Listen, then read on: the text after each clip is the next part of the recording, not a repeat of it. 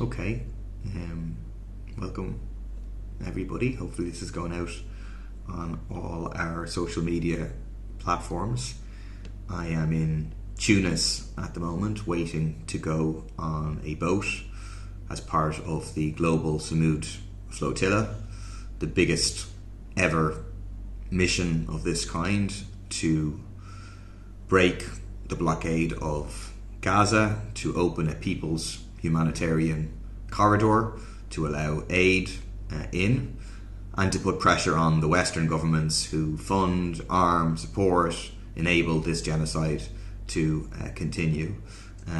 So I want to mostly focus on questions relating to that. Obviously, if people throw in other questions, I'll do my very best to get to it. And just to say, we've a different system here because we don't have all our tech over in Tunis, so I might be a few minutes getting to your question, but I will do my very best to do it. Please share, like, all that good stuff, really to raise awareness about what is happening in Gaza and to keep eyes focused on Gaza. Thanks, Mrs. B. Whelan. Appreciate you doing what most of us want to do but cannot exactly. And I think that's the point, is that all of us who are aware of the fact that a genocide is happening in Gaza, that 60,000 people have been killed, that a Israeli-created famine is taking place, that today Israel is talking about a hurricane over Gaza City, in other words, destroying basically what is left, that a majority of the buildings in Gaza have been destroyed. All of us who are aware about the utter horror that is taking place, the targeting of journalists, 250 killed so far, targeting of schools, targeting of hospitals. If you're aware about that, then you need to do whatever you can to try and stop it. And that's going to be different for different people. For some people, that's going to be just posting about it on social media and raising awareness amongst their friends and family, and that's really valuable. For other people, they're going to be able to go on protests, some people will be able to do petitions, some people will be able to become organisers in their areas. There's huge amounts of different things that people can do. But then for some of us who have a position in the public eye and social media platform, there's things that we can do, like participating in the flotilla, to try and bring even more world attention to Gaza and the global movement of resistance that's taking place. Someone said, "Are you offended by the tricolour now?" No, I'm not offended by the tricolour now. Don't know where you got that idea. Cluvy on TikTok says, "Who is supplying arms to the Israelis, America and the UK? They have to be held to account." Yes, Germany. Germany is the second biggest supplier of arms. But also, let's not allow the Irish government away with it. I mean, weapons, thousands of tons of munitions have flown through Irish airspace illegally to Israel. The government knows about that for over a year now because the Ditch reported on it. Simon Harris claimed maybe 4 months ago on the Late Late Show not to know anything about it. About half a month later, I, in the Dáil, presented him with the dossier of the evidence. Haven't heard Dickie Bird since. They supposedly started an examination almost a year ago. So they are also complicit. Maeve asking what happened, Paul, were you on one of the boats that had to turn back? No. So basically the flotilla, without going into all the internal information, but it set sail from Barcelona on, I think, the 1st of September. Then they had to turn back because of storms, and then have been underway since. And since then, most of them have reached Tunis. Then there's another group of us in Tunis. We've been waiting here for the boats to arrive and then for our own boats to be ready, and then we will all leave together. Then we'll pick up more people from Italy and then from another location as well, and all then set sail together. People probably saw landing in Shannon too, exactly. People probably saw what happened last night, where a boat moored in Tunis, the family boat, which is kind of at the centre of the flotilla, was attacked. By the Israelis. I don't see anyone else having a reason to do it. There was a drone above their heads, 3 or 4 meters above their heads, and then this thing, you can watch a video of it, this kind of flaming incendiary device came flying down towards the boat, hit the boat, and started a fire. Thankfully everybody is safe. It seems that the boat is in okay condition. We're going to a meeting later where we'll hopefully find out more. But they attacked a humanitarian boat in Tunisian waters. Just an hour ago or so, they bombed Qatar, targeting Hamas members. It's a couple of weeks since they assassinated the Prime Minister of Yemen. And obviously the genocide that they continue to inflict every single day. Like, this is a rogue state, and that is enabled to be rogue by the world powers. Those who are arming, those who are supporting, those who are funding it, they're enabling this genocide to take place. They are complicit. But also those governments, like the Irish government, that call it a genocide but don't act like it's a genocide, they're also complicit. Why are they allowing the transport of arms through our airspace? If you ask them that, they will say kind of they don't really know, and it needs to be an investigation. They're just trying to kick things away. The truth, in my opinion, is that on all of these things, like the Occupied Territories Bill, like the bonds, on all of these things, the Irish government conducts a kind of weighing exercise, on the one hand, of how much pressure they're under from public opinion, from protests, from mobilisations, and on the other hand, the pressure they're under from US multinational corporations and the US administration. And the position of Ireland within the system of world capitalism is as a corporate tax haven, particularly for US multinationals, and it's very important for them that they don't upset the apple cart on that. So, that's awful, it's cynical, it's horrendous by the Irish government, but we need to put all the pressure we can on these scales to say, you have to act. Stop watering down the Occupied Territories Bill, stop the illegal overflights, stop the use of Shannon Airport, stop the repression of protesters, stop completely the facilitation of the selling of the bonds. Thanks a lot, Petra. Ian asks on Facebook, what happens if you get stopped at Gaza? Are you all likely to be arrested? What has happened to most boats, and what happened to, I was on a flotilla in 2011, is that when you approach Gaza, you're still in international waters, you are intercepted by a large number of Israeli naval craft, like massive warships, and then smaller warships come, they attack your boat with like water cannons and stuff, they board your boat with guns, and then take you against your wishes to a port called Ashdod, and then they put you in prison. So Ben Gvir, the Interior Minister, a far-right extremist in Israel, has said we're going to be treated like terrorists, so put in high security prisons or whatever, and then they normally hold people for a number of days or a week. That's certainly possible.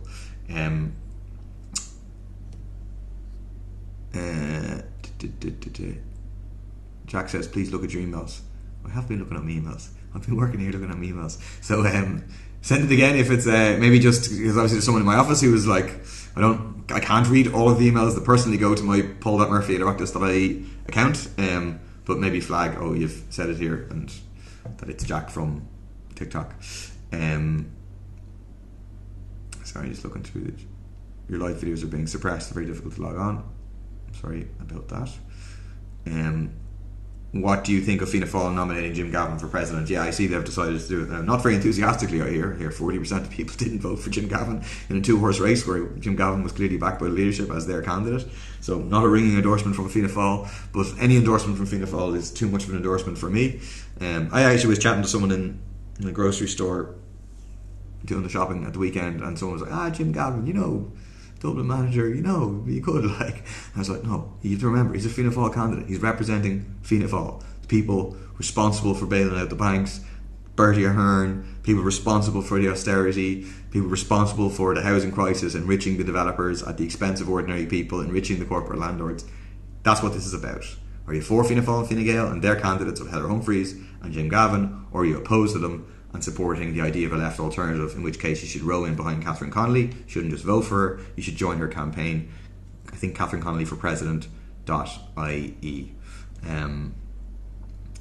They've built up their armour of protection by the governments, politicians, businesses, etc. We cannot be complicit. I agree.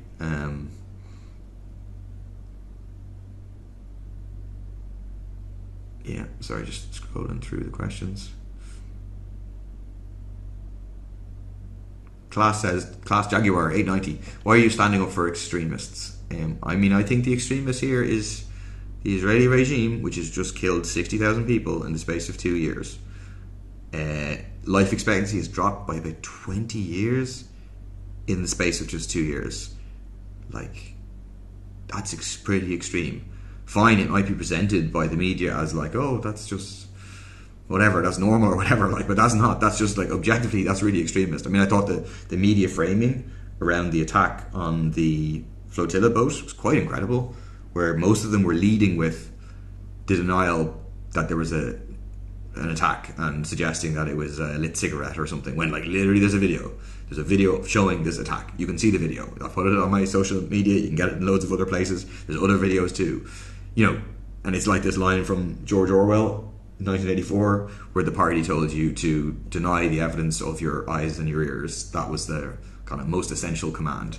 That like, they literally expect people just not to believe what they're seeing and just say, oh no, it's kind of disputed or whatever, and move on. Israel is defending themselves. How is that a bad thing? Well, yeah, I think that's why we've never accepted that Israel has a right to defend itself, because what an apartheid state defending itself looks like is genocide. It's defending like a system of oppression, of dispossession of the Palestinian people. That means like ethnic cleansing of the Palestinians. It means genocide. That's precisely what they're doing. They're defending the vision of a Zionist state, a state purged of the Palestinian people who have their land systematically stolen, who are oppressed, who are imprisoned, and who are now slaughtered while queuing for food. I presume you've heard Seamat's new album. I haven't heard it, but I have read about it.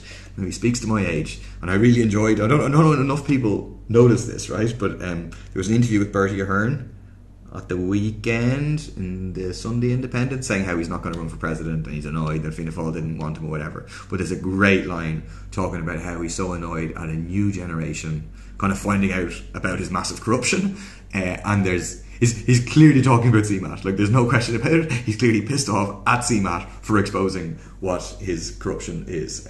So really, fair play to CMAT. Fair play, Connolly number 1. I agree. Zoe, what do you think of the new chat law that could come in? Yes, I'm against it. I think it represents a chilling and worrying incursion on the freedom of speech. Hi, yeah, on TikTok. Yeah, we're safe. Don't worry, everybody's safe. I mean, I wasn't on board last night. I think there were 6 people who were on board when the attack happened. Definitely not in hospital. Don't worry. I don't think anyone is in hospital. But we have to think about like what was this about by Israel, and what sort of response is now needed? Because obviously, if they wanted, they could have dropped an actual full-blown bomb that would have blown up the whole boat, right? So they chose not to. So this is like a warning shot, I think, by them to say stop the flotilla, which obviously we're not going to accept. We won't be stopping the flotilla. But I think the other thing is to test international reaction. Can they get away with bombing a humanitarian boat or striking a humanitarian boat into New Zealand waters without any big response by the Western governments? And if they can, well, then they'll feel empowered to go further the next time. This isn't the first time they've had a drone strike. In May, they hit the Madeleine, the boat that was meant to carry Greta Thunberg. Again, in a similar situation, it was like, I think, at the port, and it was hit in this way. And now, but I think with a more serious kind of bomb than the incendiary device last night. So therefore I think we need to raise our voices, the people who are at home, around the world, to say to our governments, what do you think about this attacking of a humanitarian mission? You should send observers. There should be legal observers sent from the Irish government and others to observe this mission. They don't have to participate all the way. There's an observer boat. I know Lynn Boylan, the Sinn Féin MEP, is participating on the observer boat, so they can join that. They should join that. Big pressure to do that. Jay Murta says Irish homeless matters 100%, definitely.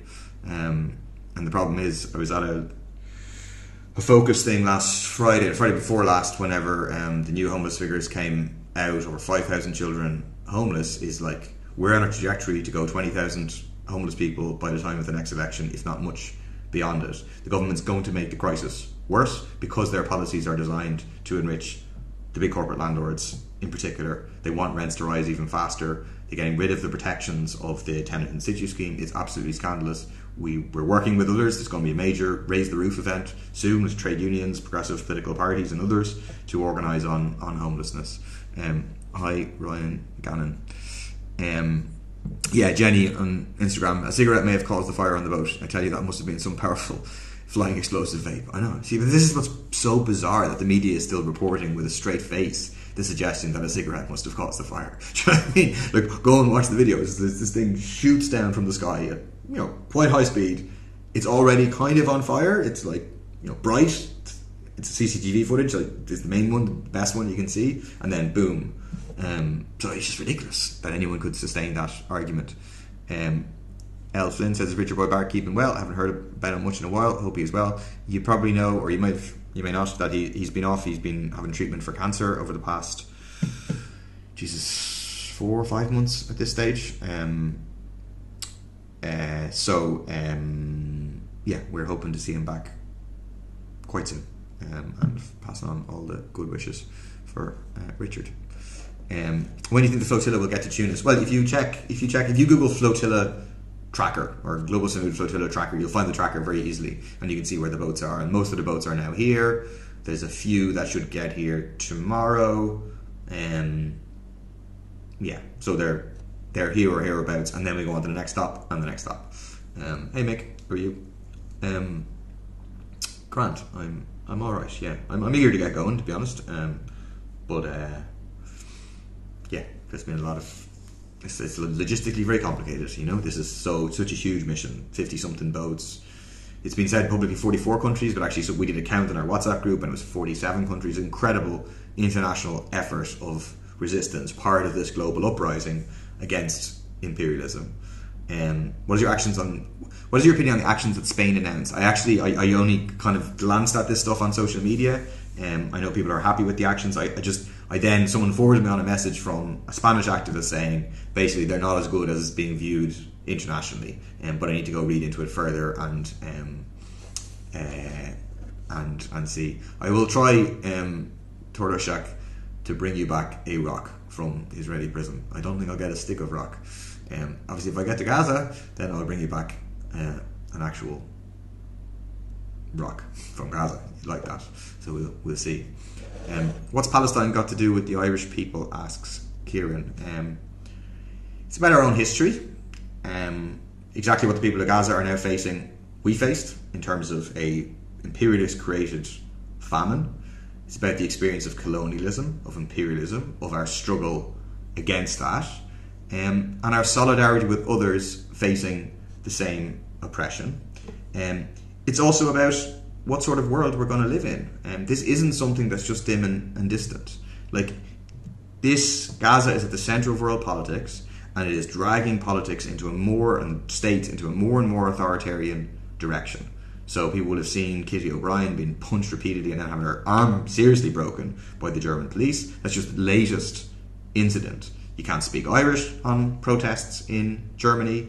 You can't say from the river to the sea. In Britain, they've banned Palestine Action, just prescribed a peaceful, non-violent, direct action group. They've obviously prosecuting Makara from kneecap. America, the levels of repression are incredible. People have been picked up by ICE. And even in Ireland, people's right to protest is being undermined because all these governments want to shut down criticism of Israel. And the tactics that are tried by imperialism and the repression that is used by the Israeli state are then exported elsewhere. So this is solidarity. This is acting out of sense of common humanity, but it's also about us as Irish people and ordinary people anywhere in the world. This affects all of us. Ed1888 says, pity you're not as concerned about the Irish in the north of Ireland. I don't know where you got that idea. Thanks, Jamie. So, a list of the Irish citizens. I don't think there is a full list, partly for security reasons, but get onto TDs, get onto the government, say there are multiple Irish citizens. There's a number of people who are publicly identified. There's public figures like Nisha Dolan, who's a writer. There's Chris Andrews, Sinn Féin Senator. There's Shona Ní Raghallaigh, Sinn Féin TD. There's Sarah Clancy, the poet.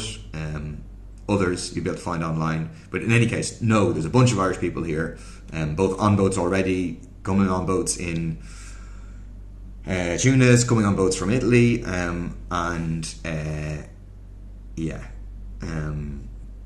so I'd put pressure on the government. Opinion on Starmer meeting with Israeli president tomorrow. I hadn't seen that. Jesus. Well, can anything come out of the meeting? Nothing good, I'm sure. yeah. DMO says, do you follow any sports? Yeah, the main sport, I don't know if it counts as a sport. Does Formula 1 count as a sport? Tell me that. That's my main sport of interest, if it is really a sport. I used to follow soccer very closely, and then I still play soccer, but I didn't really have time to watch it. Yeah. Good luck to you still over there. Do you know who from the north? Certainly Fra Hughes, who people might know. Yeah, he's publicly out here sporting, and there may be others. I don't know if they're public or not. So I opposed the EU chat control legislation there earlier, and we'll try, when the Dáil is back, which is next Wednesday, we'll try to be raising it in the Dáil in opposition to it. Exactly. No, it's great, and like so many people internationally walking the walk. Like honestly, the trainings we've been at and stuff, they're just massive. 300 people more at these meetings of like everybody, and you literally meet people from all around the world, and it's like the best of people, the people who are willing to, and who are able, because of their own circumstances, to make big sacrifices, take risks out of solidarity with the Palestinians and out of all of humanity. I know there's a lot Stephen says, over there with you. How many are civilians? Are many others like international political figures like yourself? I think there's around 12 or 13 MPs, MEPs, maybe more, from a whole bunch of different countries. I know the spokesperson for the left bloc from Portugal is here. There's MPs from Basal in Brazil here. I heard the name, I haven't seen him yet, but Mark Botenga is a Workers' Party MEP from Belgium. His name was mentioned yesterday, so I'm presuming he is coming. Like I said, Lynn Boylan, Chris Andrews, Shoni Riley, and myself from Ireland. And I'm sure there's others. Yeah, so there's quite a few. And then there's also other public figures, because not only public representatives are public figures, but big YouTube stars and social media influencers and all that kind of stuff. I don't know if it's any less likely to be blocked, to be honest. Like I was, again, the one I was on in 2011, and Chris Andrews is also on that one. Actually, we weren't treated any differently. There was no better treatment, and we're not looking for any better treatment, but any hope that they'll be like, oh, we won't, I just think they really don't care, do they? But we'll see. We will see.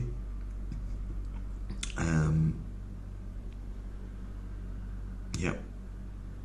All right. Let's just see. The PvP still hold on to the doctrine of Trotsky. I don't know if PvP has an official position on the doctrine of Trotsky. I say lots of people within People for Profit are influenced by the ideas of Leon Trotsky, as Marx, Engels, and other socialists, above all probably James Connolly, in the vision of a genuinely democratic socialist, or eco-socialist, we'd now say, society. So I would think we've a lot to learn from people who've been involved in people who were involved in the socialist movement and led the socialist movement and were involved in successful revolution. But PvP as a party, I don't think has an official position. How's Joe Higgins keeping? Well, I retweeted just today. There's an interview on it for Rockets TV or something with Joe Higgins. I think I retweeted it today, so you might find it on there. You find out for yourself. 12.1% electricity increase. We have the most expensive electricity in Europe, and we had the least expensive electricity in Europe. And what changed was privatization, liberalization. It's meant to bring the prices down, but artificially created this artificial market, pumped up the prices to do so. Absolutely nuts. So we need to stop it. We need price controls. We need to bring energy into public hands, public ownership on a not-for-profit basis, to provide people with affordable electricity and rapidly transition to a zero-carbon economy. All right, I might leave it there. Thanks a lot for joining. Just keep your eyes on what's happening to the flotilla, but above all, keep your eyes on what's happening in Gaza. Even more horror is about to be unleashed on the people of Gaza with this so-called hurricane, and also the fact that they're attacking people in Qatar, again, with complete impunity, suggests, and this is the thing that's just so bad, is that you think it can't get worse, and it gets worse every single day, pretty much. And I think there's a lot of indications that it's gonna get worse again. So if you can, come out to a protest during the week, over the course of the weekend, and if you can't, just do your best to raise awareness online. I'll leave it there. Thanks everyone.